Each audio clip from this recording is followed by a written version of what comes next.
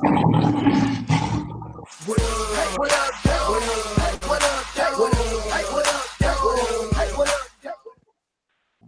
up, though, YouTube? Welcome to Luke G's Field Review. Today we got ourselves a good one because we're going to have ourselves a good old friendly conversation with a fellow YouTuber, Mr. Manbeast Morris. What up, though, Manbeast Morris? What up? What up, though? And welcome to the show, man. I'm excited to have you on, man. This gonna be fun, man. Yeah, it's gonna be fun. So I remember reaching out to you, and I was saying, look, yo, you want to collaborate, and we finally got this together, and I want people to understand something, that this is not going to be one of those conversations. If you think that this is going to be a drama-filled conversation that's going to be profanity-laced, this is not that kind of show. This is two men talking just as two men. So, Mr. Manbeast Morris, I met you commenting on some of your videos, and you kind of gave me a little bit of the business, but we came together and made this happen. And I know that there was some disagreements about some of my philosophies. I know you had issues with Matthew Stafford, and I kind of was defending Matthew Stafford. I wasn't even I was defending him. And you and in your case, we finally got around that. Now, I think you got to take on the draft as it stands, right? Like who the Detroit Lions should take at 8? Yes. All right, and who do you think the Detroit Lions should take at 8? Who I think is, personally, I feel like we should take a linebacker in the first round. Probably along those lines of a Devin White, Devin Bush. Well, I like Khalil Hodge too, but he probably not going to be projected as a first-round pick. Okay. But who do you think the Detroit Lions should take at 8? So you feel like it should be a linebacker? Yes. And is there any particular linebacker that you think it should be at 8? I think we should take Devin White. I think he'll play a good snap for us. I really believe that. Okay. Now, one of the things I do on my show is I like to always go through the house calls of those who are joining us on the show, who are in the chat. So let me give a what up, though, to John Hannon. What up, though, George Morgan? I'm going to get you on this show, George Morgan, one way or another. What up, though, Stephen A. Smith? What up, though, Sag Nasty? What up, though, Travis? What up, though, Max Stag? It's a sincere what up, though. What up, Colin Zilly? Big Rude, what up, though? DW, what up? David Jackson, what up, though? Anthony Barnes, what up, though? Ramon the New Age, what up, though? Ramon the New Age already coming for you. He already coming for you. They are coming for me. What up, though, D. Williams? And what up, though, Antoine? Let's get into it. So here's my reason that I personally don't think we should take a linebacker. And I wouldn't be mad if we did. But if T.J. Hockenson, that tight end, is sitting there, I almost feel like you have to take him. I really do. And I think that's because when you go through and you look at what the Detroit Lions are doing, they are basically building this team for the run. And when you look up at that process, the blocking tight end does so much to a run game. And when you look at Darrell Bevel, he usually do a lot of 3 tight end sets. If you look at the New England Patriots offense, they run a lot of 3 tight end sets. And that, to me, qualifies T.J. Hockenson. Now, I'm not knocking Devin White personally. I just think he's still raw. And Ramon the New Age is saying, not Devin White. White is Davis 2.0. And so, I kind of agree with him. I mean, we already got a player similar to him already. And if you can get a Khalil Hodge later, I don't see the reason in spending that pick, because you're not going to be able to find a blocking tight end that late in the draft. What say you in terms of your linebacker? Reason why I say linebacker, do you really win like championships off of tight ends, or do you win off of a defense? I say we got to get a linebacker because I feel like that's the biggest weakness on our team, besides the number 2 corner. Okay, so and just for the record, we are on the mic with Manbeast Morris having a friendly conversation about our Detroit Lions team that we both care about. Manbeast, you might want to check your mic levels. You coming in real loud.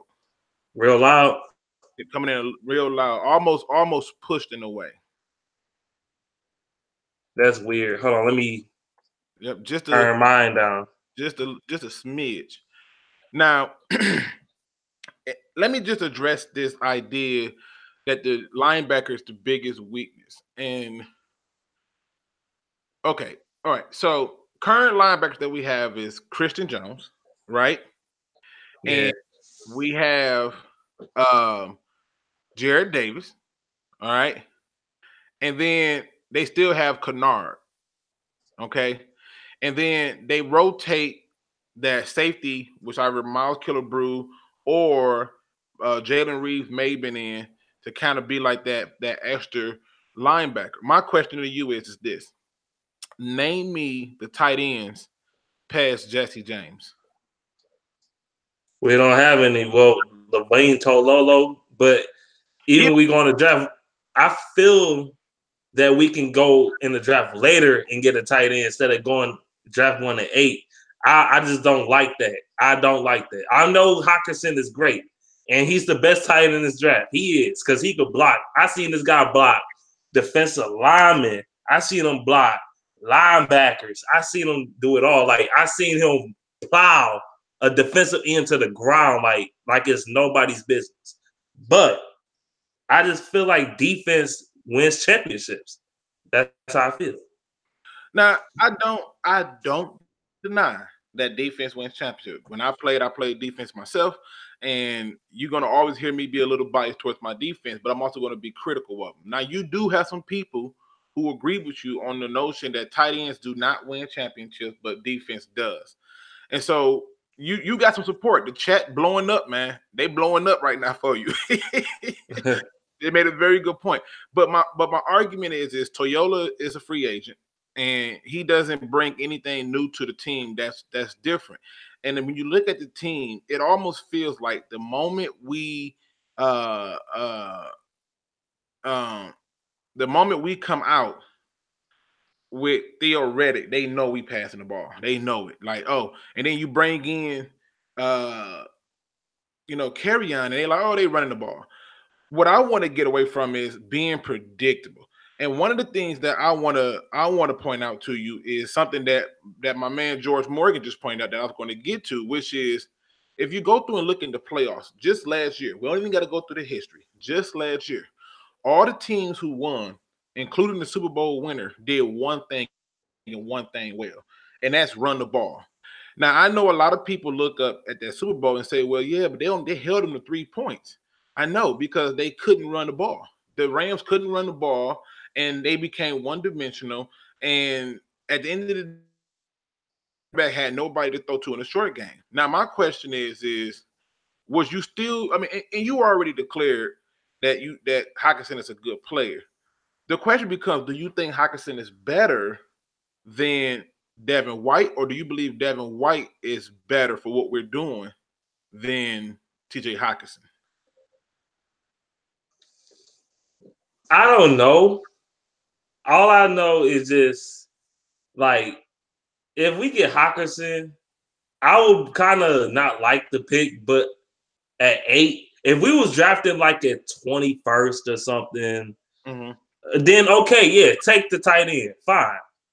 But we're drafting in the top 10, and it's a lot of players that might come to the Lions, like a Josh Allen. He may or may not fall to us if he there. So you gonna pass up on Josh Allen for TJ Hockenson? You gonna pass up on a guy that can give you a pass rush and play outside linebacker for you? For a guy, I mean, TJ Hockenson, I don't know. I just don't know about the tight end at number 8. I just don't know. I really don't. To answer your question, if Josh Allen falls there at 8, which I don't think he will, but if Josh Allen falls there at 8, you have to now figure out what's the plan. And if the plan is you're trying to build a defense, okay, then you obviously will take Josh Allen. But if the plan is you're trying to build a run game and have a run game that's aggressive, then I'm taking the tight end that can aid in the run game, because not only can he aid in the run game, I guarantee you he can aid in the passing game. So when I look at TJ Hawkinson, one of the things that I see that stand out to me is um, he brings a very healthy balance to the team. One of the things the Detroit Lions have not had in years, and I'm talking years, is a tight end. And to me, if Josh Allen fall there, and I know that there's no guarantee on either player. I don't want you to believe that uh, I have an assertion that there's a guarantee on either player. But if he falls there, and I'm looking at T.J. Hawkinson and him, I, as a Lions fan who has watched this team, I would much rather have the run game than Josh Allen, because I can come back in the second round and I can take Jalen Ferguson out of Louisiana Tech, or I can take Ben Bangagoo or LJ Collier out of TCU to fill those roles. So I got options there too. My problem with Devin White is when I watch film on him, he missed way too many tackles. He tackles way too high, and I don't see him hit nobody backwards. He essentially reminds me of Tahir Whitehead, basically, a guy who's got speed and range, can get to all the tackles, but he ain't finna move nothing. And that's how I feel in terms of it. I want the run game personally, because when the last time we had a run game, we went to the NFC Championship. What say you? Well, yeah, we do need a run game. Our run game been putrid for the past almost 20 years now. I mean, last year was some signs of our running game being great, but carry on missed like what the last 6 games or something like that. Okay. That was because I think honestly I don't think he was that hurt. I think he could have played, but Right, true. they want to sit him out. I feel like if carry on played them games, we probably win 2 or 3 more games than we did. But with that, I don't know. Noah Fant, his teammate, he might be a first round pick too. He is. I don't know what direction we're gonna go in, honestly. Like the way I see it is this. I mean, to me, like I said, you got to put everything into perspective and see it from a standpoint that gives you a total picture. Like for example, I'll give you a perfect example, right? If let's say, for example, somebody was asking you to paint a picture of Detroit. If all you painted was the Rinsen building, you didn't give them a picture of Detroit. You gave them the Rinsen building. So when I go through and when I go through and I look at the linebacker, I say, well, can he cover? I mean, can he tackle? Well, we know he can tackle. I mean, but if I got a chance to still get Khalil Hodge, who was finished second in tackles behind him, um, mind you, Khalil Hodge is more fundamentally sound as a linebacker than Devin White. Um, and You're then right. when it comes to the other parts of his game, I say, well, okay, how does he work in run support? Every time I watched him on film, and I watched a lot of games because I wanted to make sure that I was giving y'all a fair assessment. When I watched him on film, you know, them running backs would get hit and still get a yard or two. You know, he wasn't an enforcer. And so now the question becomes for me, well, do I even rate him the top linebacker? And I don't. So now I say, okay, well, let's jump over to the tight end, right? If we go over to the tight end, and I say, well, who am I going to get that can pass block, run routes, catch in traffic, and create separation as a tight end? Nobody but TJ Hawkinson. And it's why he's rated number one. Then I say, okay, what about, can I take Noah Fant? Well, you can take Noah Fant if you trade down, because TJ Hawkins is going to be the first tight end off the board. And then I go and I look at our divisional rivals, the Bears, the Vikings, in the Green Bay Packers have all spoken to Noah Fant and TJ Hockenson. So, um, these are the things that we're going to do. Now, just one quick moment, real quick. At Fox 10, I'm going to take questions in terms of the draft and stuff once we're done with this part of the debate, and I'll even open the lines up once we're done with the debate of how we see this draft pick going. And I do see that my man's the Gridiron Blitz, aka Derrick P Fields, is in the building. What up, though? 313 T Jackson, what up, though? But let me get back to it. Let me ask you this. Do you believe that Devin White is the best linebacker in this draft? No, but I like the athleticism Okay. from him. I mean, some of the things that he got flaws in is coachable. Like Jared Davis. Jared Davis, he don't have another running mate. Like Christian Jones, really? Really? We really going with Christian Jones for the season. A guy that's average to below average linebacker. We True. got Devin Kennard, Devon Kennard. He good, but he's more of a specialist linebacker. He more of a linebacker that gets to the quarterback. He more of a specialist like that.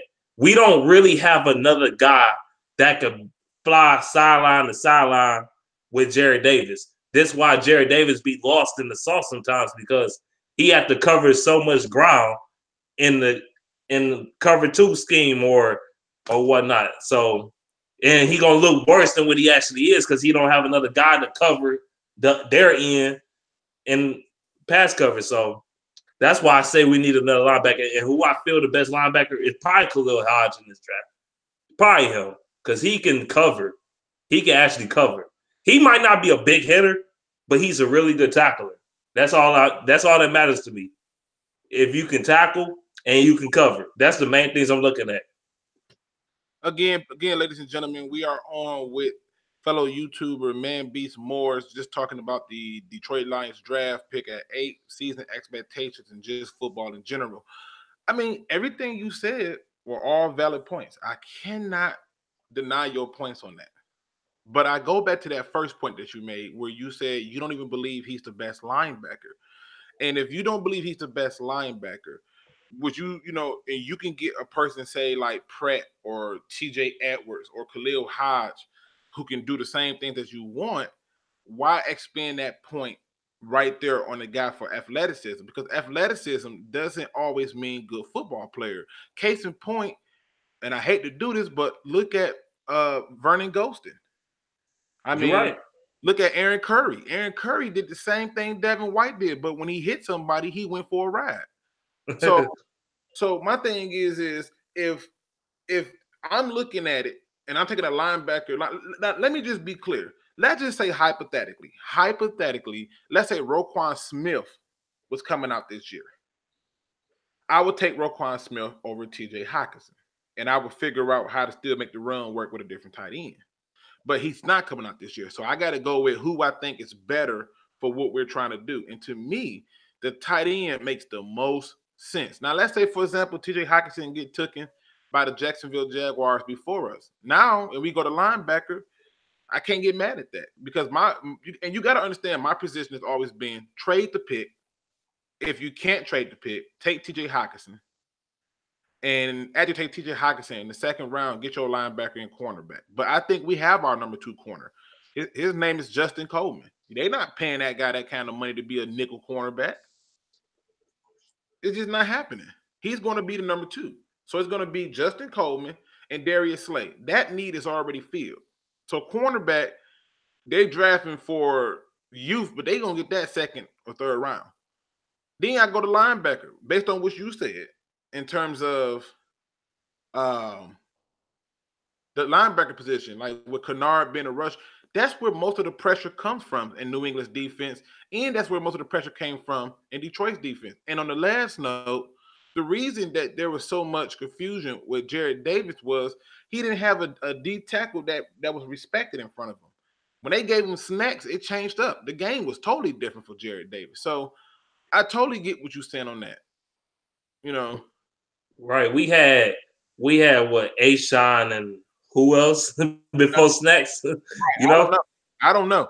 I mean, I know who it was, but I'm just saying, like, he ain't even, he wasn't really doing anything to assist. And like I said, the way that they run their defense and to create pressure is how they, it's generally through the linebackers. That's generally how they do it. So, I get your point, but to me, if you know TJ Hawkinson is a beast, and you know that Devin White not the top linebacker in your opinion, why take him at 8?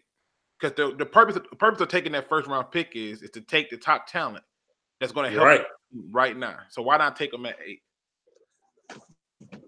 I mean, I was gonna take him at 8, but I was like, then again, I'm thinking about LSU and the stereotype on their players always getting injured. It is But true. It is true. There is something to it. I mean, I don't know why or what the reason is, but there is something to it. Where you have to look at the LSU, and then even when it comes to the LSU cornerbacks, I know it's a lot of people who want Grady Williams, and I'm like, why? The guy take plays off, and he doesn't play. He doesn't play. oh, Not motivated, and then I don't like Greedy at all. I'm just being honest, but I hear a lot of people say Greedy. I hear a lot of people say Montez Sweat. I'm gonna have to go ahead and expose Montez Sweat because I'm telling you, I watched the film on the guy. I just didn't put it out because I felt like I wasn't, I was gonna be looking like I'm just bashing him. But I asked everybody again the same question: what is his signature game? That's my question. Like if you ask me what is Khalil Haa's signature game, I can name a few, starting with Temple. You know, and to me, I just feel like if they're going to go with the theme of running the ball, that's what they should do. Now, ladies and gentlemen, I am getting ready to open the phone lines up so y'all can call in and ask us questions, agree or disagree with us, love or hate us. All I ask is just keep it clean, and it's all good. I have no problem with people disagreeing with me, and we having a conversation about it. It's healthy in my opinion. So let me ask you this. So let's say hypothetically the Lions do take um Devin White at 8. What do you see them going with the second pick in the second round? They probably would go like offensive lineman. Honestly, I could definitely see offensive lineman get drafted in the first round too. Even though I think this class for offensive lineman kind of weak on the weaker end, but I do too. I feel like it's a little bit suspect, and especially to take one at 8, it's a little suspect. But I've been kind of following the Lions and who they've been visiting and what schools they've been visiting, and the possibility for offensive lineman do strong. It do look strong. But I also believe that they're looking for trade partners, and that's based on what our general manager said.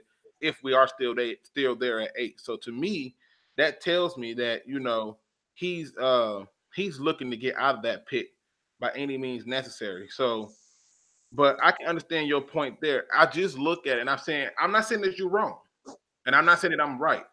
But I just look at it and I say the goal of it is whoever you bring in need to have an immediate impact and play now.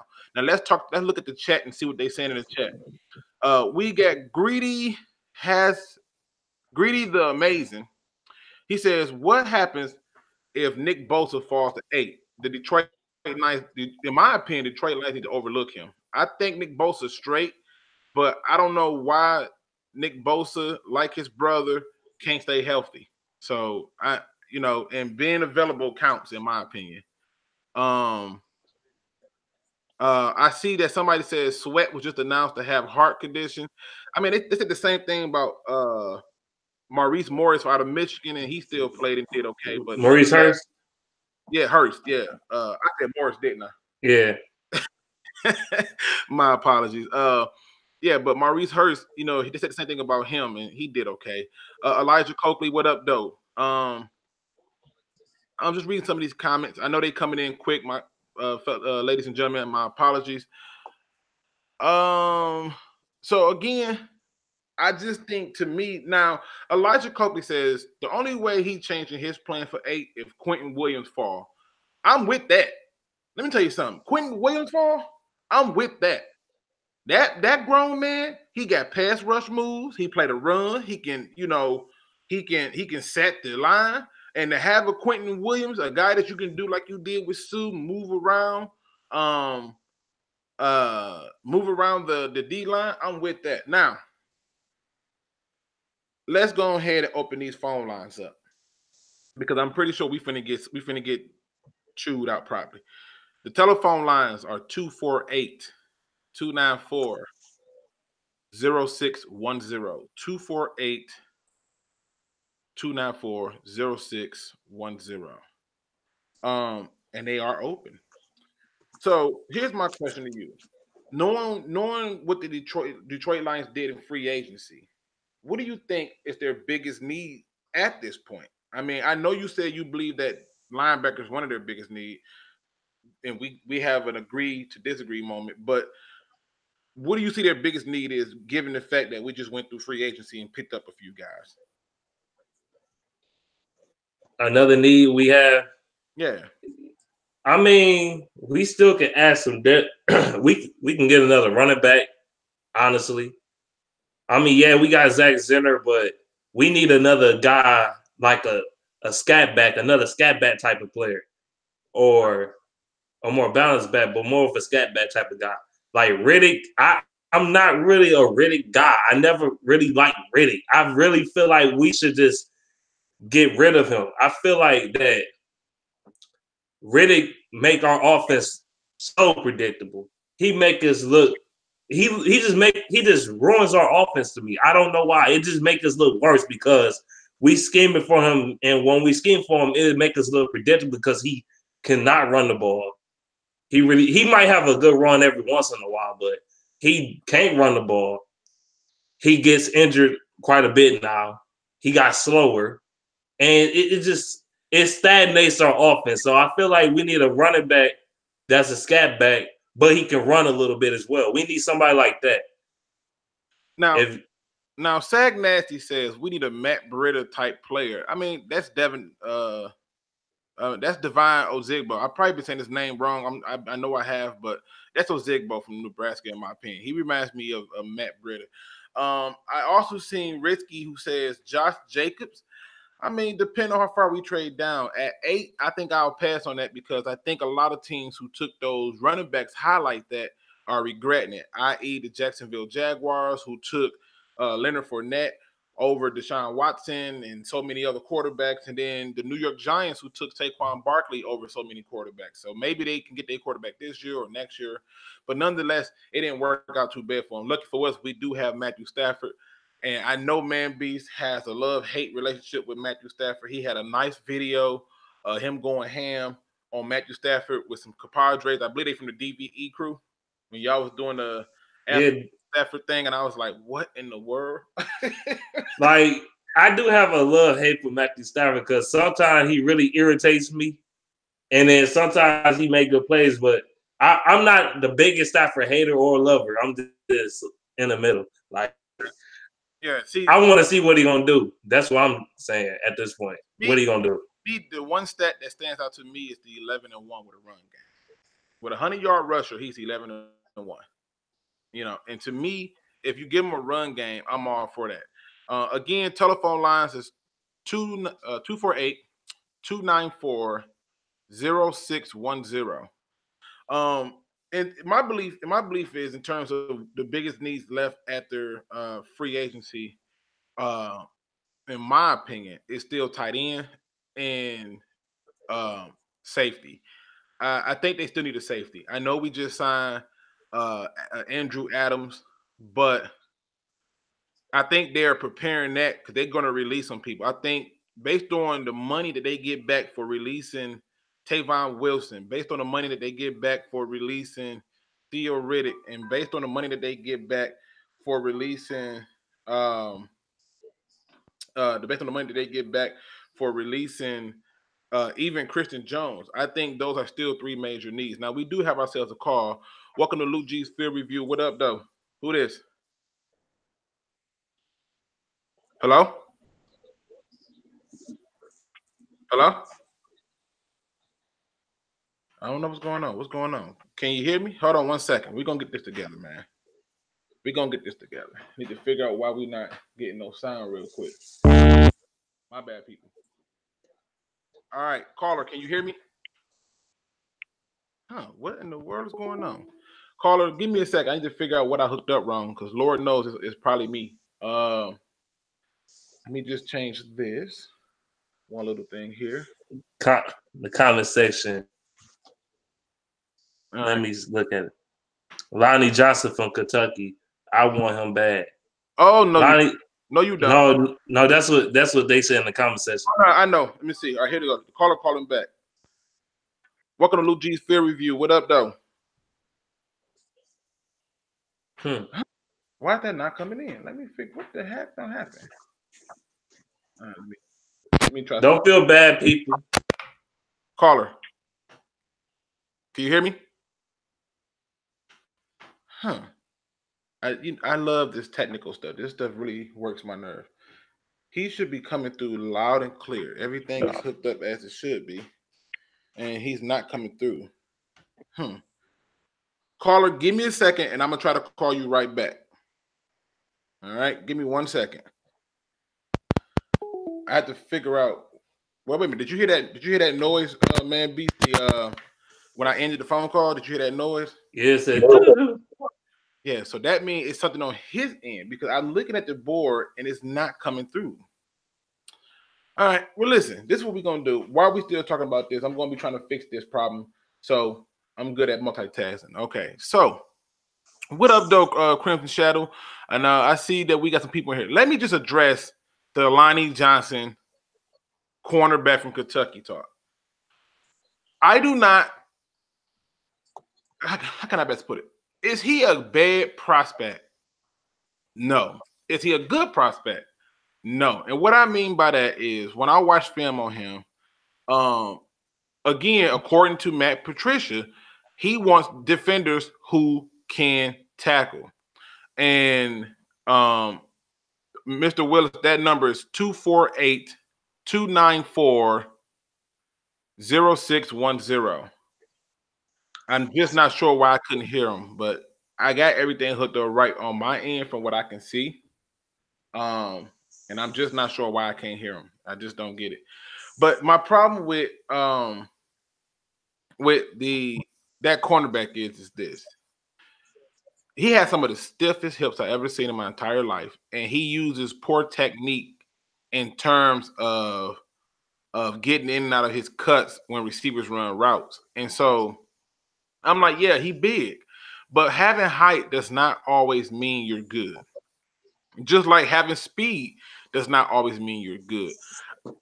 Like greedy. And to me, if I'm going to take a cornerback, they need to be able to do their job and be good at it. And when I go through my list of cornerbacks, he's not in my top 5. So to take him, if you're taking him, it need to be late. I do mean late because I feel like his boom or bust ratio is higher, in my opinion. Now, It's Sincere says, my bad, David Long. David Long to me has some of the best mechanically sound movements, but I put it this way. I'm gonna do a little bit more research because I kind of saw something in his film that concerned me. So I'll hold off on that until I get more information. Now, let me ask you this, Mr. Manbeast Morris. Yes. In terms of this current season, what are your expectations? Are you expecting them to finish 6-10, 9-7? Are you expecting them to make the playoffs, win the playoff game? I mean, what are your expectations? I expect us to compete for the division and potentially win it. I feel like Green Bay is just. I feel like they're going to be better this year, but they're not going to be good enough. I feel like they're 7-9, 8-18. The Bears, they might take a step back just because they lost their defensive coordinator, who is the head coach for the Broncos now. True. Hashtag facts. And that plays a big part, and that's why their defense is so good.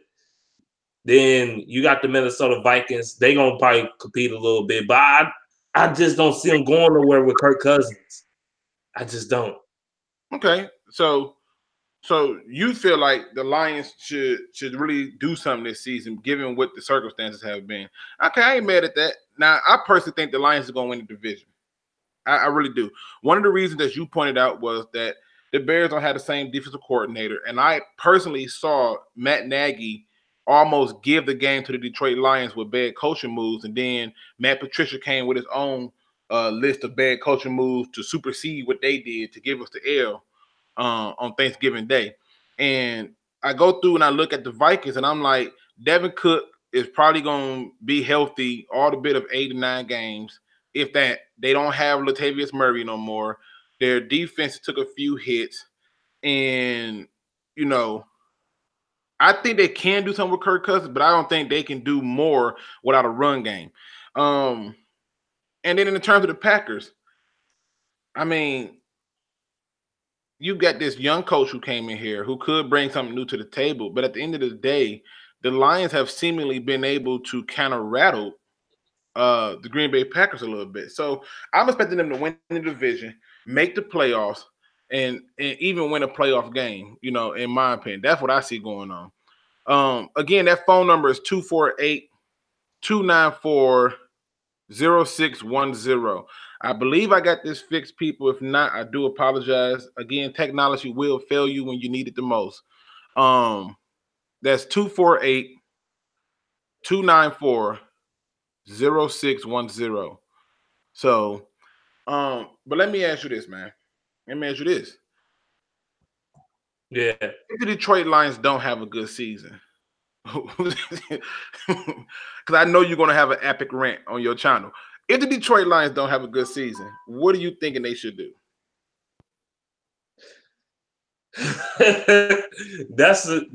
I only can probably answer that honestly when that time comes. Okay. But right now, I'm gonna be upset. I feel like this team more suited to win the division this year than last year. Last year it was more of like training wheels. They was getting used to a new coach and all that. So all right, this year we got us as a caller. Welcome to Luke G's Field Review. What up, though? Hello? Now, I just heard him, and now all of a sudden. Yeah, I can't really hear you. Oh, okay. I see what the problem is. Hold on 1 second. I'm finna fix that so you can hear me. All right. Yo. Yep. Can you hear me now? Not a lot of static. Hold on. Is that better?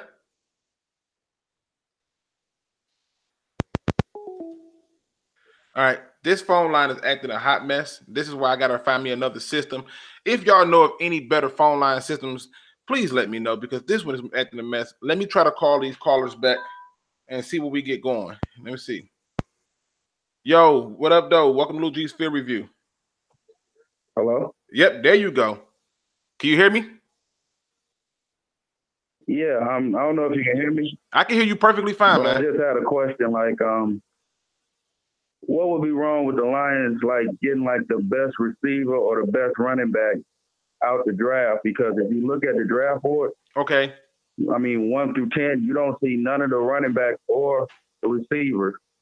So I'm looking at it why don't the Lions just get a 2-headed monster running back in their backfield, or get a 3-headed monster receiver core?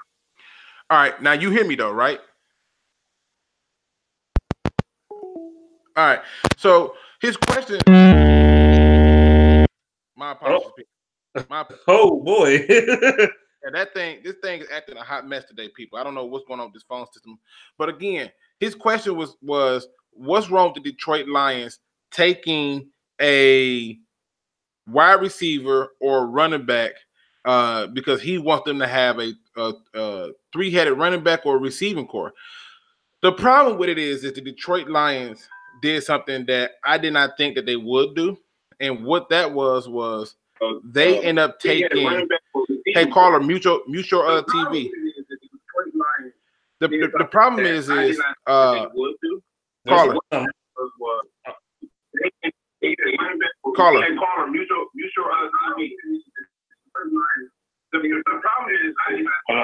Okay, I don't think he muted the TV yet. So I'm gonna have to mute him. Hold on. He still ain't did it yet. Okay, hold on. All right. Give me a second to work this phone line now because it's tripping. Okay. I'm right. I'm about to read some of these comments. Yeah, go for them comments. Caller. What up, Luke G? Can you hear me? What? You hear me? Hold on 1 second. Hold on. We're going to get this together. Hold on. I hear him. I hear him fine. I know. I'm it's missing. coming in munchy, but I can. I think I might be able to get my question out. I do have I wonder if you guys can agree with me on this one. Do you think that Green Bay is going to at least be, somewhat better? I mean, if you think about it on their side, their biggest issue is basically their offense and all the wide receivers. I mean, with that O-line, am I wrong to think that it's just going to be a matter of time before Aaron's just going to get hit because he's not Stafford. He's not going to be able to take it like Stafford can. No, you know what? And let me tell you like this. In my opinion, that is probably their biggest need right there. They need to have the Green Bay Packers offensive line has been rough. And when I look at the Green Bay Packers offensive line, the first thing that jumped out to me is Aaron Rodgers is getting hit more, and that's why he's getting frustrated and flustered, and he wanted his head coach out of there. So to me, I look at the Green Bay Packers are taking a step back because not only did they lose a lot of significant offensive linemen, they also did not do themselves any favors in terms of lose a lot of hey mute your phone, caller. They also did not do themselves any favors. All right, look, ladies and gentlemen, when you call in, you got to mute y'all videos, okay? Y'all got to mute them videos because it's going to come right back through on our end. But to answer that question, I think the Packers is going to take a step back by this reason and this reason alone. Because when the Packers come through, the Packers are going to have a okay, he still ain't muted it. Okay, we got to mute them. We got to mute that video. We got to mute that video. And the ones who calls I miss, I'll do my best to call back, so I can try to get you back on the line. But to me, the Green Bay Packers they went out and got two pass rushing linebackers who can't cover. Imagine if we had a tight end who can expose that. They'll have to adjust that. And then another reason that I see the Packers taking a step back is because they're trying to do the same thing the Lions is doing. They're trying to create a run game for the man, and I don't see that happening. So if they can't create that run game, I don't see them do anything special. To answer. So let me go ahead and answer this next call. Welcome to Luke G's Field Review. What up, though? Yeah, I can't hear you. This is crazy. I'm trying to figure out what's going on. I wonder too, but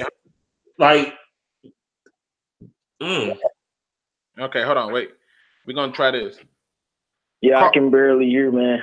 Okay, hold on, caller. I'm finna try to fix it, man. This thing is acting a little strange today. My apologies, people. I do apologize for this stuff. Again, technology will fail you.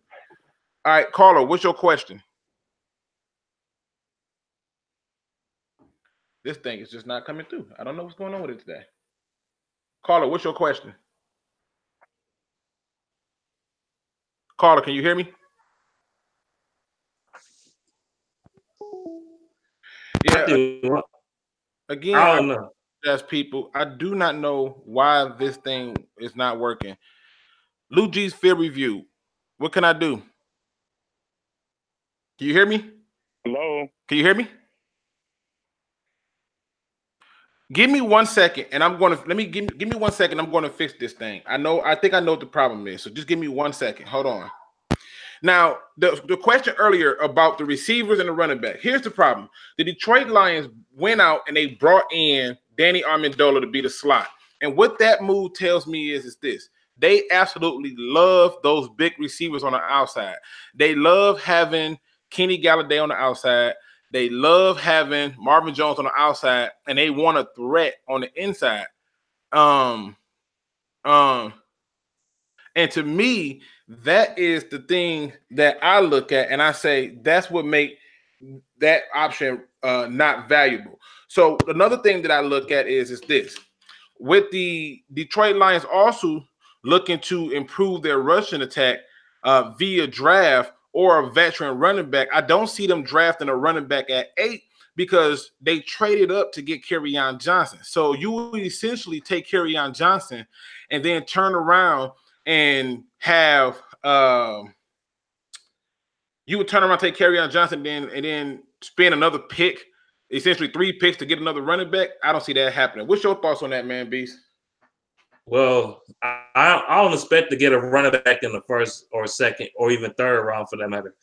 But we just need a guy that's a scat back. We just need speed. People saying in the comment section, Darrell Henderson. I like Darrell Henderson. Only thing about him that scares me is his fumbles. That scares me.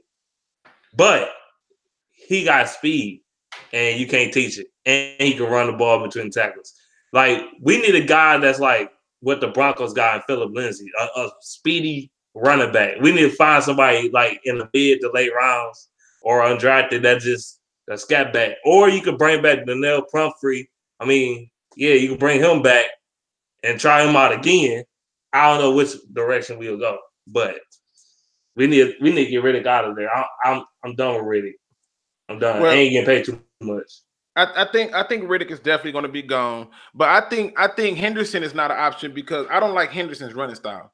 The more I look at Memphis running back Henderson's running style, I get more and more concerned about it because one of the things that stand out to me about his running style is if you look at how he holds the ball and how he runs straight up, he looks like Tiki Barber running the ball, and that's why he fumbles so much because his running style is terrible. And then when you go through and you look at his ability, he doesn't come in and out of his cuts. He hits the hole and can turn on the jets, but he's not a guy who's going to make a cut and then take off. That's not what Henderson is, in my opinion. Now, I'm seeing some comments come up and say, oh, Zigbo is an option for us. Absolutely. I'm seeing Anderson from Oklahoma. I think Anderson is a strong option for us because Detroit actually went to their pro day. And then it says, I think running back is either 89 or 111. I'm not sure what he's talking about there. I must have read that pre-off. It says, I agree. I was all about Henderson earlier in the year, but after that, no. Okay, so let's see if this thing worked now because I think I fixed it. Welcome to Luke G's Field Review. What up, though? What up, though? What up, though? Yeah, it's still not working. That's crazy. I can hear him, but he hear us. Oh, okay. I hear him. Ooh, if he hear us, then we good. Perfect. That's what I want. He hear us. Perfect. Go ahead, man. Shoot. What up, though? What up? I'm calling all the way from Texas, Detroit native. Can you hear me? I can hear you. Okay. Detroit native. This is my thought. Okay. The goal should be to trade down. Absolutely. Okay. If we can't, Hawkinson's there, we need to pick him up. That'll shore up that in the middle problem. Right. Plus, he's going to block. Okay. If we can't get him, I just feel we went to Buffalo for a 3-headed monster. I see where you're going with this. I see where you're going with this. Okay, here we go. I think that they're going to pick up Hodge. Ooh. I think that they're going to pick up Tyree Jackson. Ooh. And I think that they're going to pick up Cameron Lewis, the corner who ran a 4.4 flat. Okay. And because he's from, I'm telling you the inside, he's from Detroit, Cameron Lewis. Okay. I went to high school with his mother.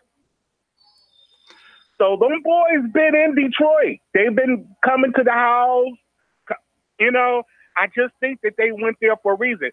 Then you can make an option. Okay, let's say they pick up Hodge in the second, turn around and pick up that Nebraska boy. Zigbo. That running back. Zigbo. Okay. Okay, then you got 2 picks, what?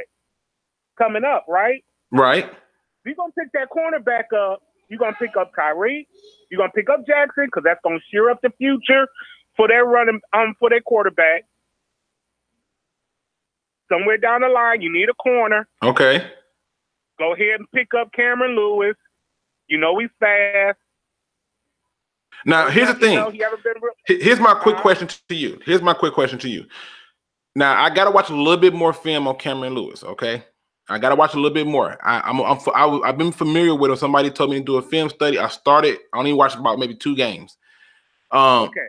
My question is I think Anthony Johnson might be more of the target than it would be Tyree Jackson. I think Tyree Jackson would be the odd guy out in that trio if they had to go out of it, even though they did visit with him at his pro day and at the combine. I think if he's not at a position that they would be willing to take him, I think Anthony Johnson, the receiver, would be the next man up. Let me ask you this, though. Okay. Let's say, hypothetically, that they end up going in a different route and they end up taking Devin White with the first pick at 8, right? And then they come in the second round and they take Lewis. I'm sorry, not Lewis. I'm sorry, Hodge. And then the third round take Lewis. Are you okay with that?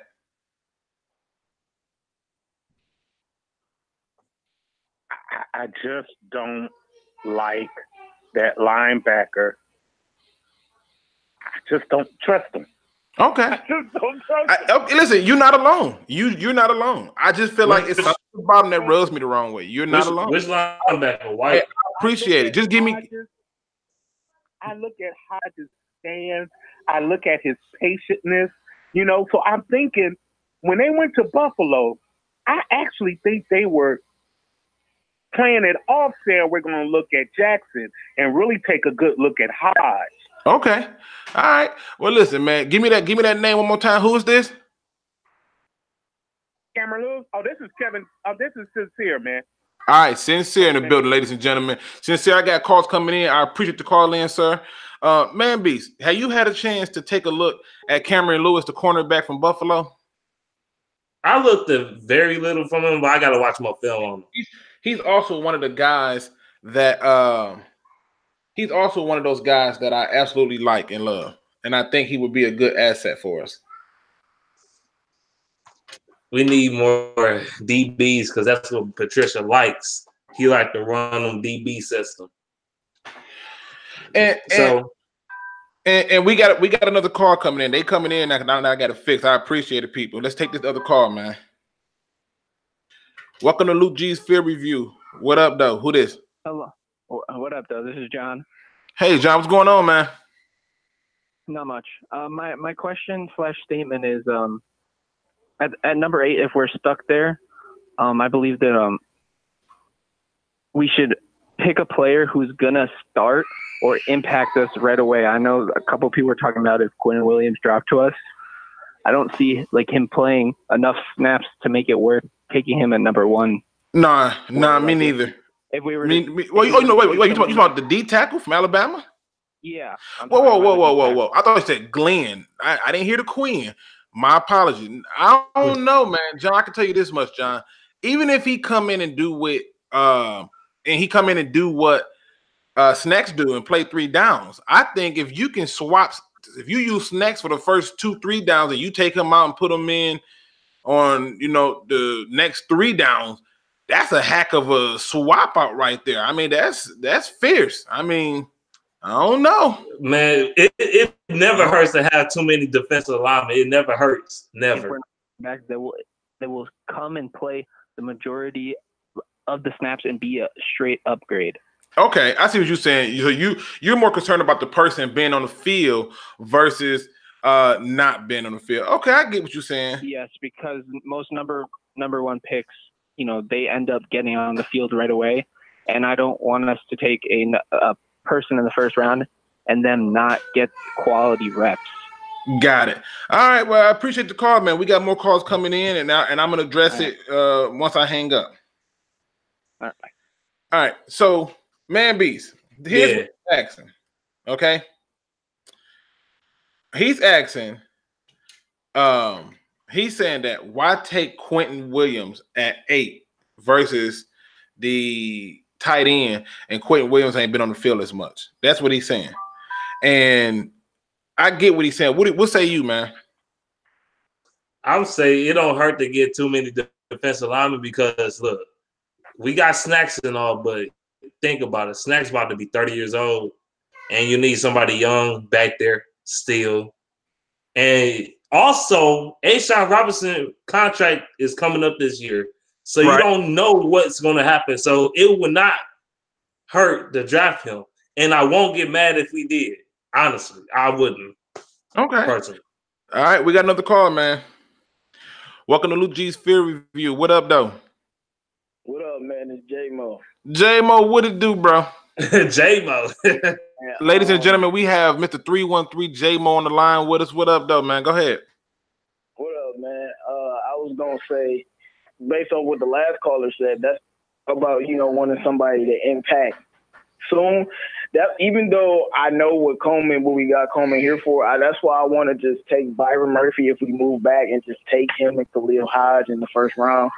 Because I think regardless, he can play Byron Murphy. He can play tomorrow, and so can Khalil Hodge.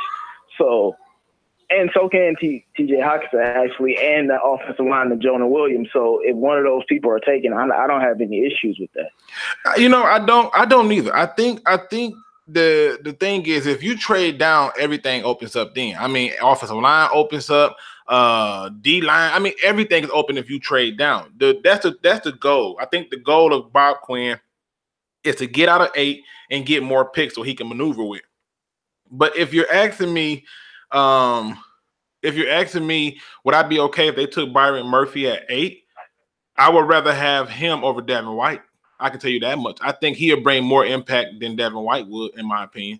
No, I think Byron Murphy is a straight. Man, I mean, yeah, he's plug and play. He's definitely plug and play. If we don't end up with Byron Murphy, we gonna see him on some other team balling out. Even if we get a good player, and I'm just be like, man, I just wish he was on our team. But I will say this though, I definitely do want us to trade back because at this point, to all the people listening, it's like, do you want one really, really, really, really great player, or do you want 4 really, really good players, or 3? Okay. All right. Well, listen, man. I totally get it. You almost have to. Again, ladies and gentlemen, this is 313 J-Mo. He's part of the Detroit Alliance, and we're building this thing up to give you the best Detroit media that's fair and unbiased. Thanks. I appreciate the call, J-Mo, man. I got calls coming in. You know we got a show coming up on Tuesday, so look forward to it, man. Thanks for the call in. All right, man. Yep. Manbeast. I mean, let's talk about it, bro. What do you think about what J-Mo just said in terms of taking a cornerback at 8 versus taking Devin White? I wouldn't be mad. Like I said, corner, linebacker. I feel like another position of need, maybe offensive line. Offensive lineman. Nah. I feel like we always draft offensive linemen in the first round. The offensive line always still bad, but that's due to coaching. But right.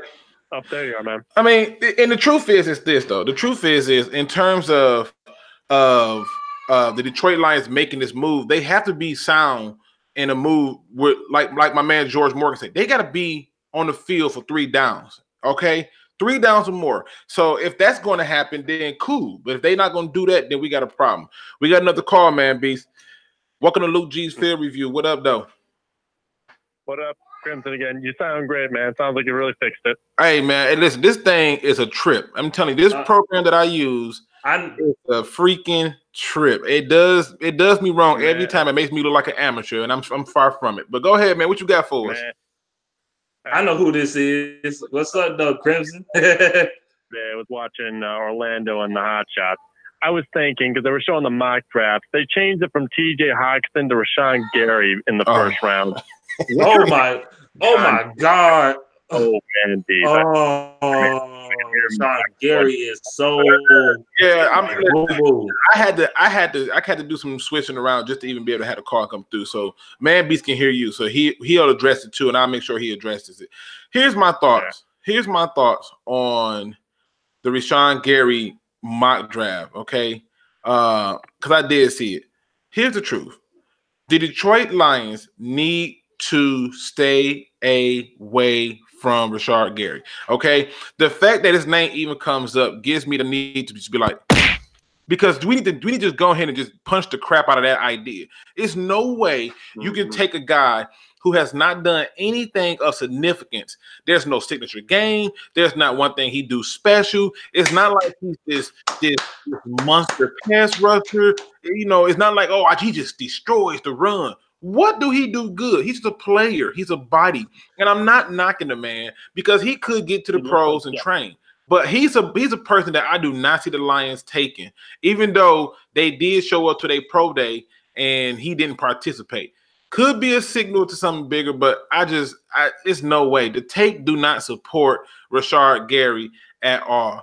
That's what I'm saying. No. Every time I hear Rashan Gary and Montez Sweat, I'm just gonna hit you with the every time. Rashan Gary. I did hear about his heart condition, but again, that's not going to scare a lot of people off. CJ Conrad also got discovered to have a heart condition.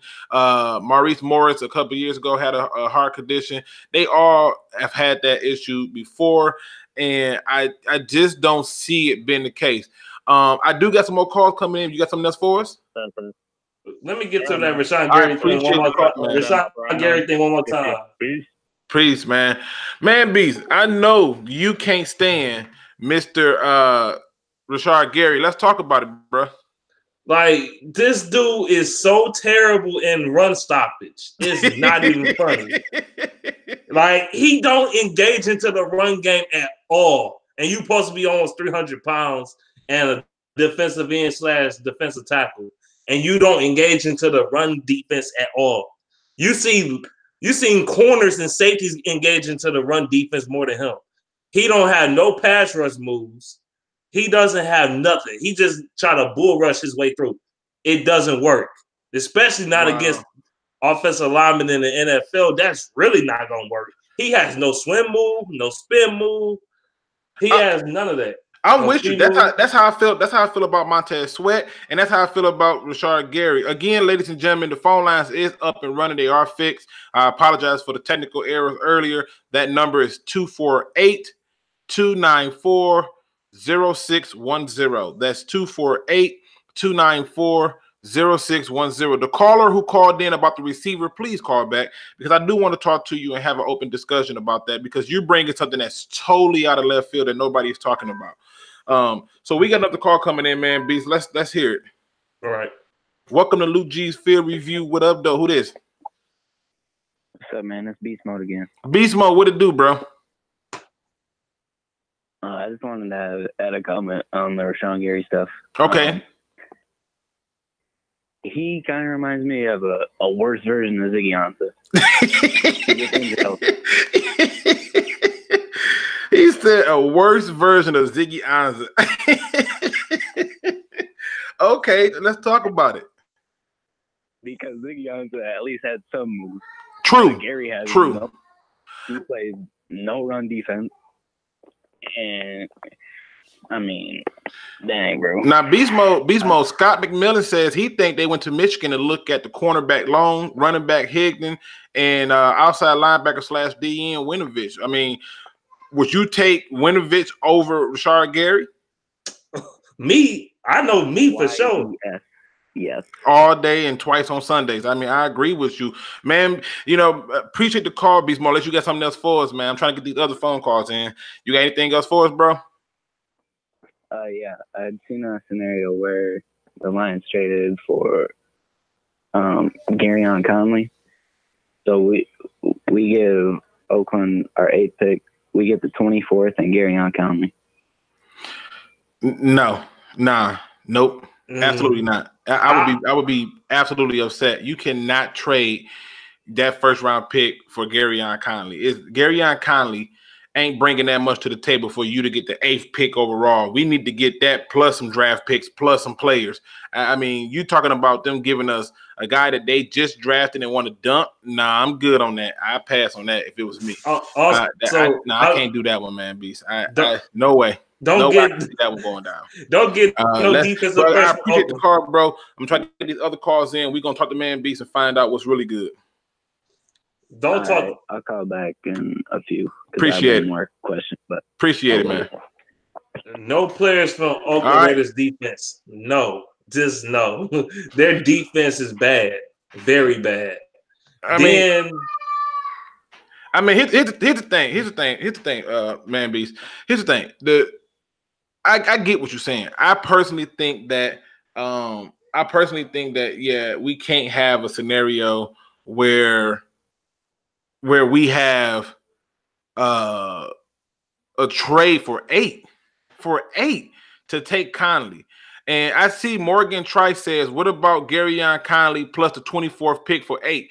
If you go through and you look at the value of that 8th pick, that player and that pick is still not enough. Now, they would have to give us both first and Garyon Conley, and they can take that 8th pick. But outside of that, that pick at 8 has a 1,400 point value to it. And that pick at 24, I believe, has like a 7 something, 700 or something. I gotta go back and look at the chart, but I think that the value is so much more there, you know. So, he's saying no to it. Yeah, my bad, Morgan. Yeah, I just can't see it, man. Now let me ask you this, because this is one of the things that's crazy to me about this pick. A lot of people, and I think you were one of them. I may be wrong. Correct me if I'm wrong, but wasn't you one of the people who wanted the Lions to tank the season? Tank. I said I'm not into that tank talk. Really, I said that's what I said. I don't like the Lions to tank. Okay, I mean, but that's what it seems like that they doing. Because I felt like I may be wrong, but I feel like you had a video where you was mad because you felt like they was winning for no reason or something like that, and you was like, "Why are they winning?" Or that, you know. But I'm almost sure that's what it was. I could be wrong. I could put it this way. I look back on that, man, and I say, listen, this 8th pick is hot. And there's something that happened recently that makes this 8th pick even more hot, and that is that the Miami Dolphins traded their quarterback, Ryan Tannehill, to the Tennessee Titans. They essentially do not have a quarterback. And I think that makes them a healthy trade partner for the Detroit Lions. So, you know, I can see that being the case where the Detroit Lions are in talks with the Miami Dolphins for an unusually good trade. And who knows, that trade could include Xavier Howard. There's no telling. So, I mean, would you be upset if the Detroit Lions moved from, say, 8 to 13, picked up, say, Xavier Howard, and on top of picking up Xavier Howard,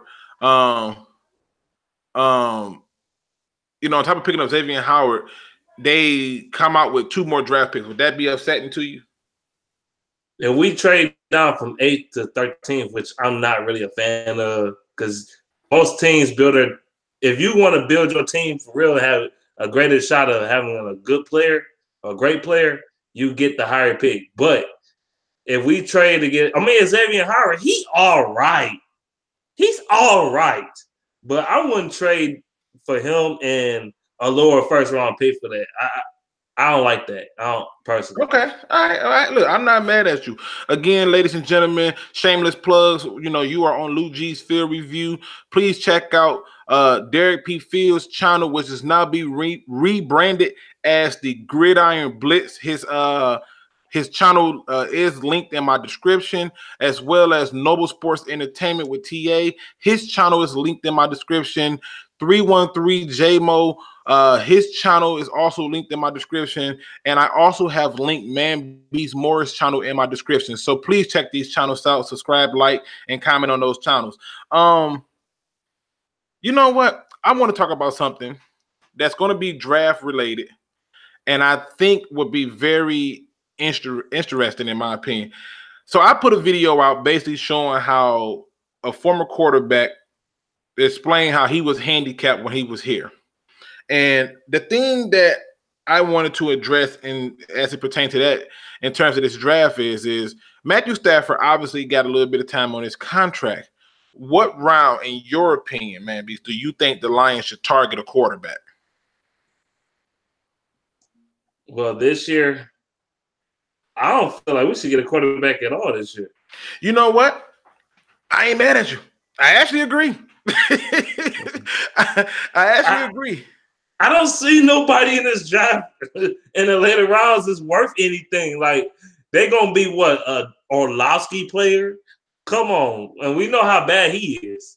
So well, again, I got some more videos coming out, so I don't want to give up too much right now. But I got some videos that's gonna come out that's gonna be eye-opening, where I think that I may have cracked the code at who the Detroit Lions' first 4 picks are going to be.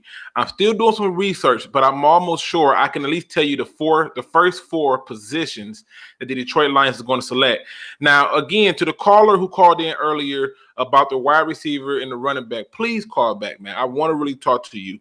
And again, I just cleared the phone lines because they got so jumbled up that the system stopped taking them. It's 248-294-0610. That's 248-294-0610. Now, I'm in agreement with you. I think if you take the quarterback off the board, that gives you another opportunity to add somebody that we truly need in terms of depth, in my opinion. Like, I feel like that gives us way more options. Now, in the in the chat, I'm seeing people say, like, but we do have time to get a quarterback. Like, sincere to you. Absolutely, we do have time to get a quarterback.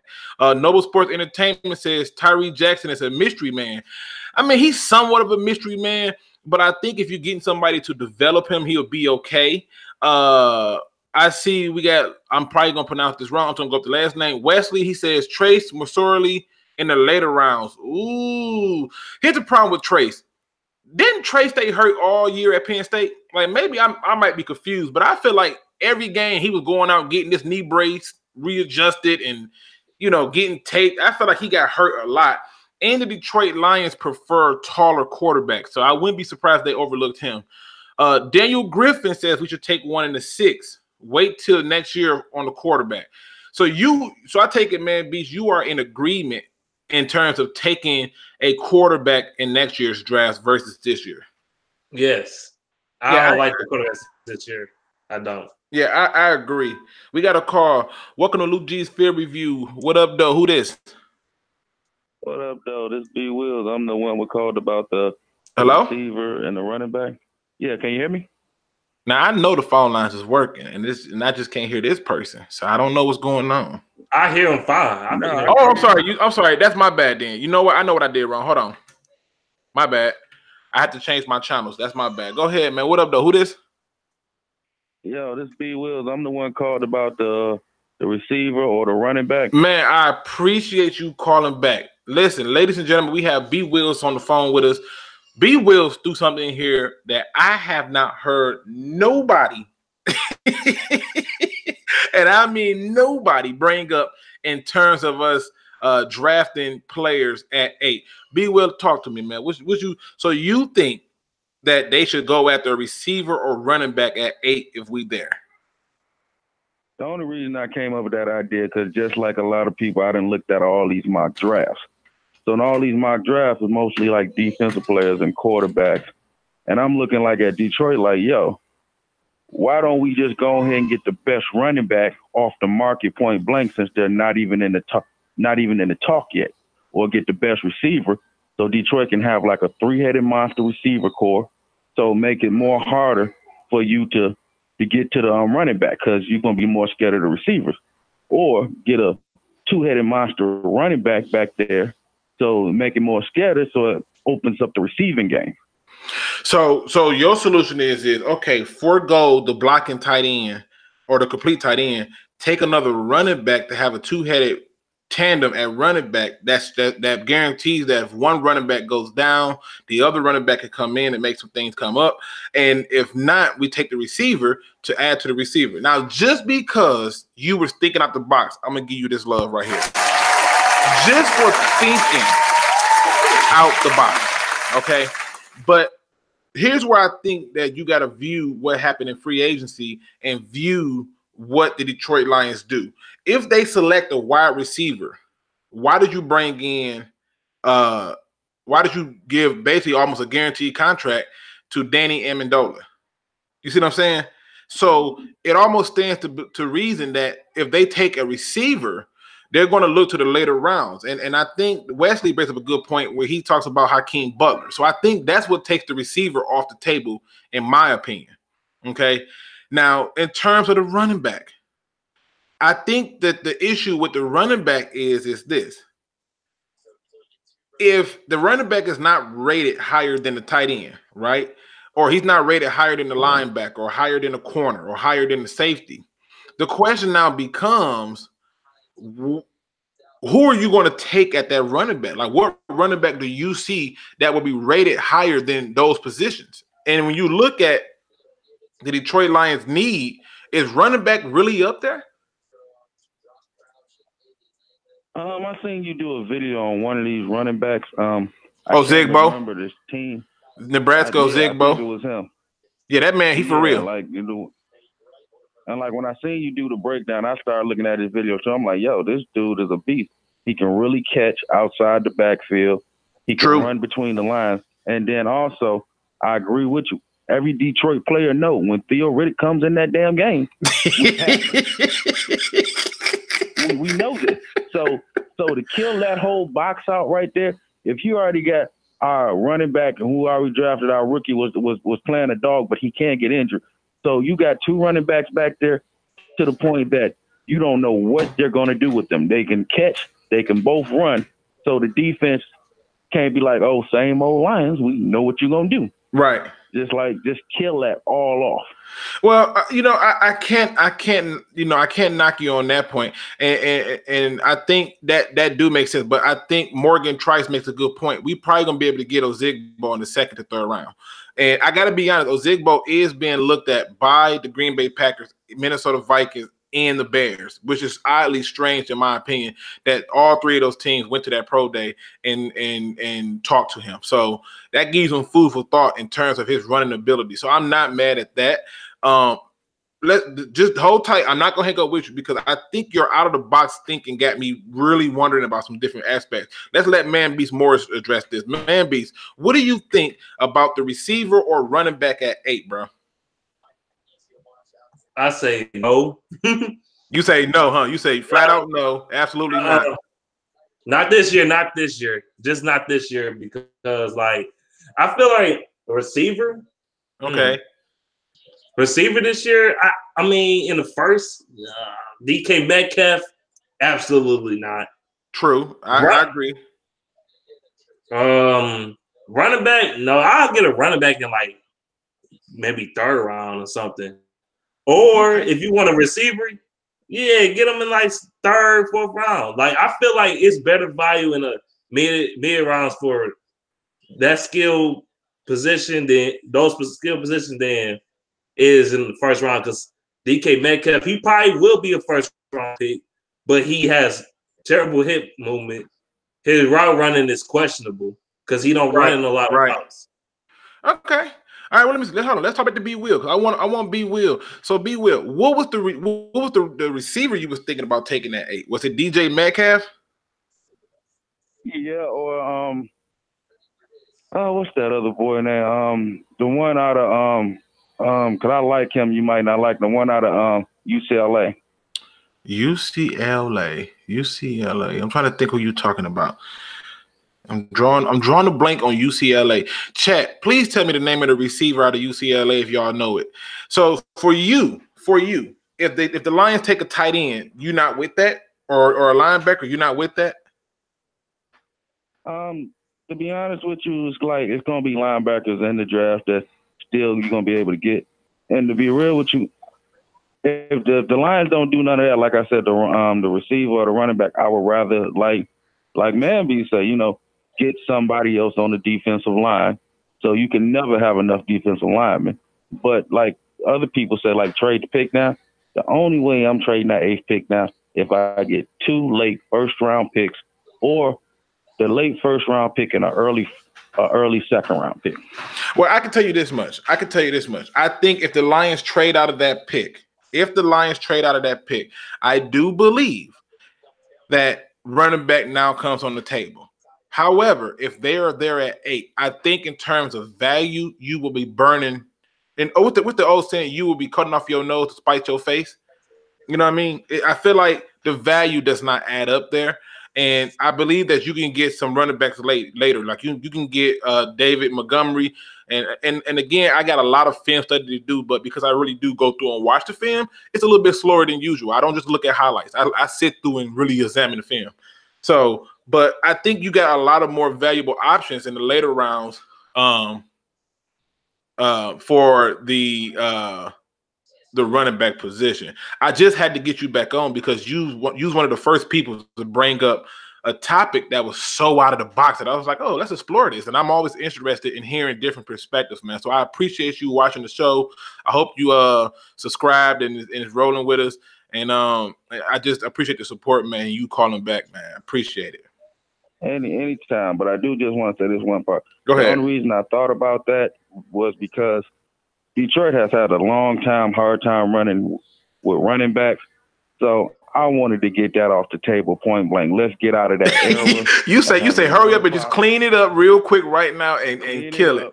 If we got to get a juggernaut running back so we can finally be into that level that we got juggernaut running backs, I'd rather do that. Okay. I do like your show. Man, thank you so much. Both of y'all shows. Thank you so much, man. We appreciate it. All right, man. Ladies and gentlemen, that was B Wheels, people. I mean, he coming with a different thought process. Manbeast, let me ask you something, man.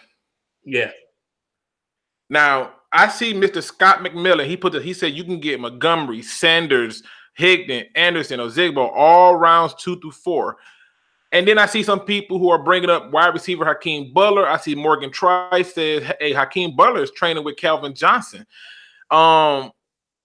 Here's my thing. Oh, and I see that somebody also found that receiver name. Lastly, I gotta do film study on him. I gotta go and do some more film study on him. It's incomplete, so I can't give you a card on him just yet. But I will once I complete the film study. Now, Manbeast. Yeah. All right. Listen, I know when the Lions do something, you get real tight when they do some stupid stuff. If the Lions draft a running back at 8, I need you to promise me you're not gonna do no rant video because I know you're gonna rant. I know you're gonna do it. I need you to promise me. I need you to promise me if the Lions somehow take a running back at 8 that we put it into perspective to try to figure out what that was about. I just need you to promise me that you're not gonna do no rant video. That's all I want because I think I might have to take your place and rant for you. I don't need you to do what I'm gonna do for you. So I don't see running back at 8. But if they do, I need you to promise me on air that you are not gonna do no rant video. I can't make you a promise. I'm sorry. Oh, Lord, can't do it. Oh, look, 313 J-Bo says I'm gonna rant. Okay. Now Morgan Trey says halfback and running backs left on line. I want to hear Manbeast go off. Manbeast, he said, look, he basically telling you don't do it. He said, don't do it. Manbeast, didn't you do the tight end at 8 video? I think he did, man. I think he went off about the tight end at 8. J-Mo did actually. Yeah, that's how I met J-Mo. He went off about the tight end at 8, but that's before he had to address some other issues. People saying things. Let me just do some house mail real quick. Again, you are listening to Luke G's Field Review. I have a special guest on, Mr. Manbeast Morris. His channel is linked in my description. Also, we are part of this bigger picture for the Detroit Lions. We have Mr. The Gridiron Blitz, aka Derrick P Fields. His channel is linked in my description. We have Noble Sports Entertainment with Mr. TA. His channel is linked in my description. I see some new names in here. Mr. Campbell, what up, though? I see we got let me see what's this name? Sean Hogan, what up, though? Now he says Sean Hogan says, I think they brought in Amendola to help other receivers get separation because he's one of the best at running pick routes. Yeah, but I wish they would have just made him a head coach if they was doing that. I mean, but I can see your point though, Sean, that they did bring him in for some type of role like that.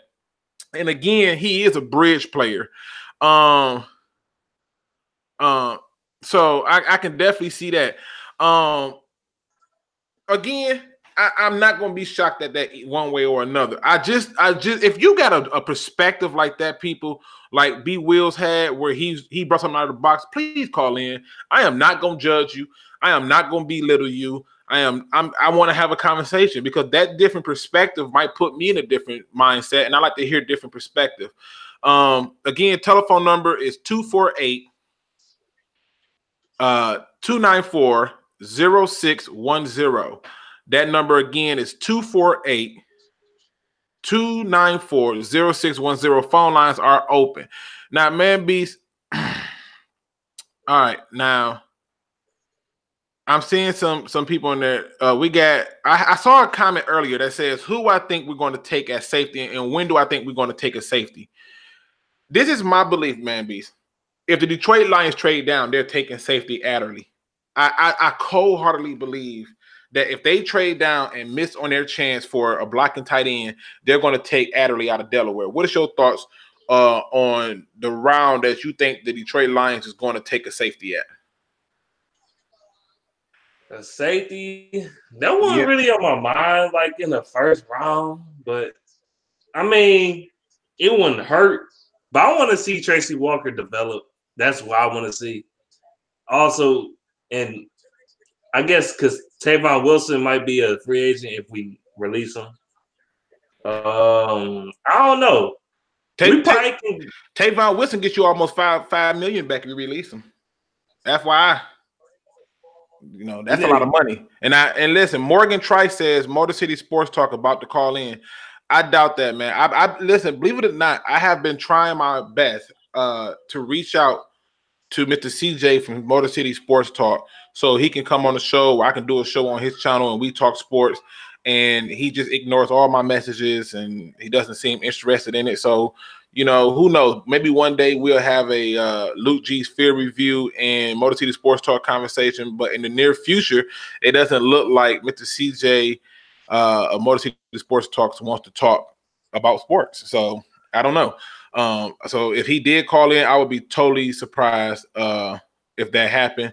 And again, I'm not that kind of show where I'm just going to bash you to death, but I want to talk sports. I mean, as you can see right now, I've had Manbeast Morris say a few choice words to me at some of the comments that I made, and we having a good conversation like two grown men, and that's how it's supposed to be. You know, you're not going to agree on everything, and that different perspective is what makes you special, in my opinion. So, no hard feelings over here.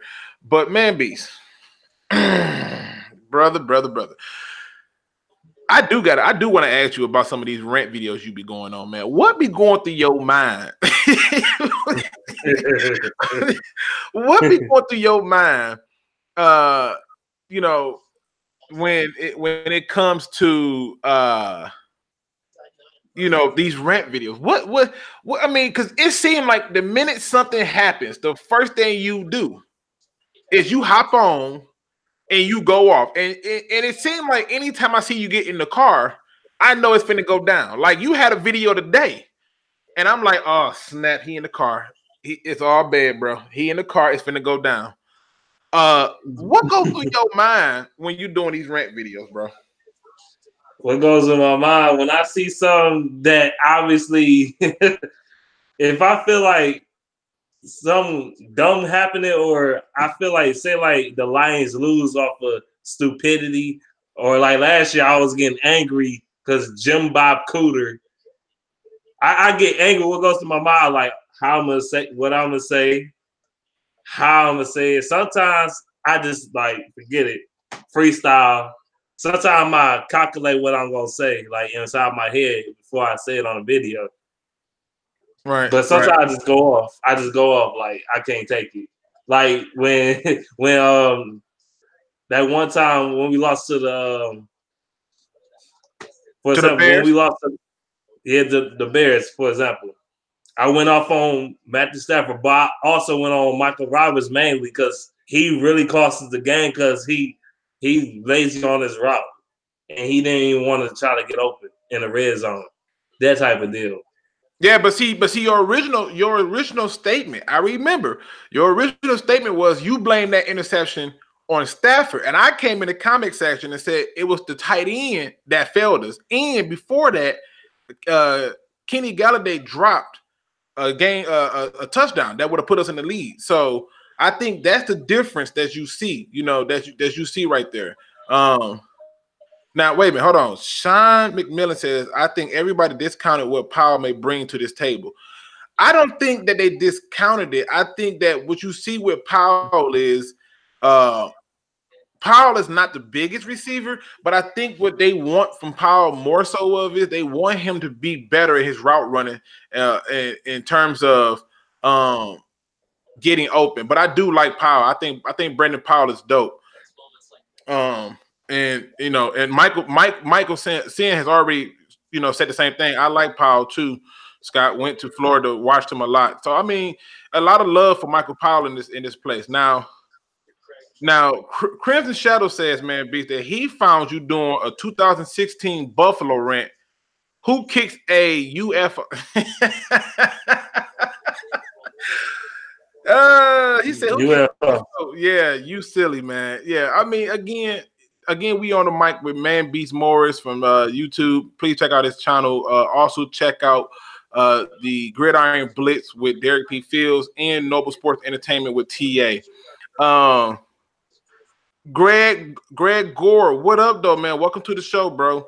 Now, I'm taking questions. We are taking questions. Whether you want to call in or put them in the chat, we're taking questions. The phone number for the call in is 248-294-0610. If you have a question, put it in the chat, and we're going to try to get to it.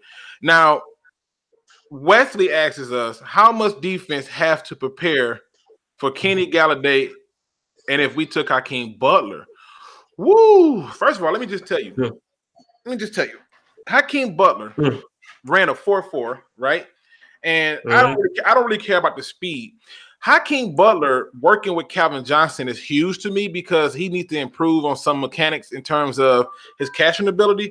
But I also think that Hakeem Butler brings a interesting dynamic to this team. Now, there's a receiver that you don't hear a lot of talk about who's at Miami of Ohio named Johnson.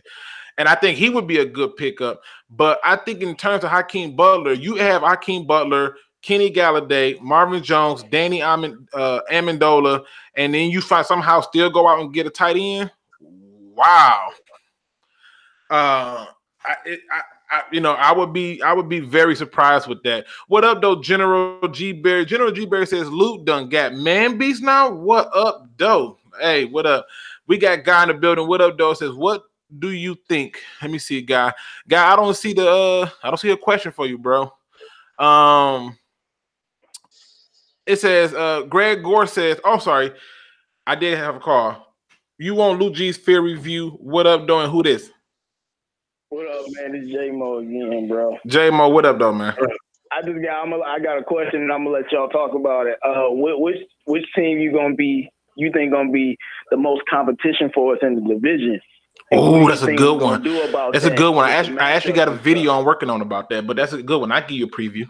All right, man. Go ahead and talk about it. I appreciate it. All right, man, Beast. I'm gonna let you go first, man, Beast, on this. The question. Did you hear the question, Mr. Man Beast?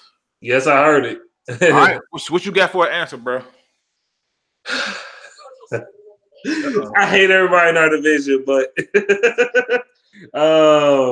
who I think gonna be our most competition? Probably. Yep. I know it's gonna sound weird, but I think Green Bay is. Okay. Why you say that? Why you say Green Bay? I just feel like the Packers gonna be a little better this year, even though I don't think they necessarily gonna win the division. But I feel like they're gonna give us a lot harder time this upcoming season than they have in the past couple of seasons. The only way I could agree with that is if they get a run game. If they don't get a run game, I don't have a problem. I actually think our most feared competition is the Minnesota Vikings. The Minnesota Vikings really just need to get pretty much another running back. They need to pretty much add another safety and shore up their offensive line. And I think they're a huge threat to us. When we played the Bears last year, we were in both those games. But some bad decisions sunk us at that point. Now, in the terms of the Green Bay Packers, I do see them getting better. but I just don't know that, given this coach first year and, he basically just got a shot out of the dark. Nobody know where he came from. I don't know if he's going to bring anything new into given the fact that they got Aaron Rodgers, who has already said, or not said, but he has already shown that he has no problem throwing his coach under the bus by doing what he want to do. I think they still got some dysfunction over there. So for me, it's the Minnesota Vikings. And I think that's the real threat in my opinion. And it's funny because the Minnesota Vikings are pretty much looking at all the same players we're looking at. Like, I'm not even joking. It's almost identical for like a good 5 or 6 people in my opinion. Again, we are on the mic with Manbeast Morris. Please check out his YouTube channel. Also, phone lines, I had to clear it again so they can work right, are open at 248-294-0610. And let's talk about this chat. Morgan Trice says, hope Green Bay don't get a tight end. Man, listen, Morgan, you ain't lying. It scares me to know that if they get a Noah Fant or if they get a TJ Hockenson, even Earl Smith, getting a tight end scares me. Now they mess around and get a tight end that I don't really care about, then so be it. But they did just add, they did bring back what's the tight end name? Lord Jesus. Jimmy Graham? No, not Jimmy Graham, it's the other one. You talking about the other tight end? They just brought a tight end back, and I can't think of his name. But Morgan Trice, I think you're right in terms of Aaron Rodgers with a tight end is a threat. I mean, let's be honest, people. Morgan Trice brings up another point, and man, I hate to go back to this, but he brings up another point that I wanted to point out to you on why I think the tight end is so special. Go and name a good quarterback who ain't had a tight end. Name him. Tom Brady. Tell me he ain't never had a good tight end. He don't have about a good 6 or 7. Peyton Manning had Dallas Clark. He had Pollard. I mean, he had so many good tight ends. I mean, go and look at Cam Newton, what he did with Greg Olsen, and then took Greg Olsen out and look at Cam Newton afterwards. Like, seriously, go and look at those good quarterbacks. Any quarterback you think is good, go and look at them. And thank you, Richard Rodgers. That's his name. Richard Rodgers is who joined the Green Bay Packers. But go and look at those teams. This is why I think we need to get a tight end, man, especially one that's complete. If he wasn't complete, I wouldn't be saying this at all. Now Travis says the Bears is the biggest threat because nobody knows what the Bears are going to be without their defensive coordinator. Yeah, but I know what their offense is going to be. And I know that they don't commit to the run, and I don't believe in Mitchell Trubisky. So, I mean, I know that their offensive line ain't that strong. I know that we got at them, and we had a few more mishaps that doomed us. I know that. But at the end of the day, I know that those are the things that jump out to me. Now, ladies and gentlemen, we are coming up on almost 2 hours, and I want to go ahead and end it here because I got so many things I want to talk about, but I do want to save it for other shows. Mr.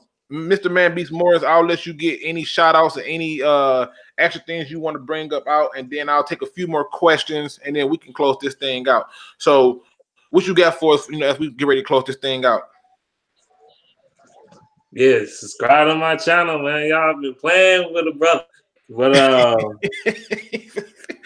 he said, y'all playing with a brother. Stop playing out here. He hit the drop that broke man from the 5th floor. Stop playing out here. Nothing. Go ahead, man. Talk to him. Shout out to DVE. Yeah, it's not too much I want to say. Shout out to DVE. Sub up to my channel. Sub up to J-Mo, 313 J-Mo. Sub up to 313 Hitman. He needs some more. Sub up to sub up to a lot of people. Shoot. Okay.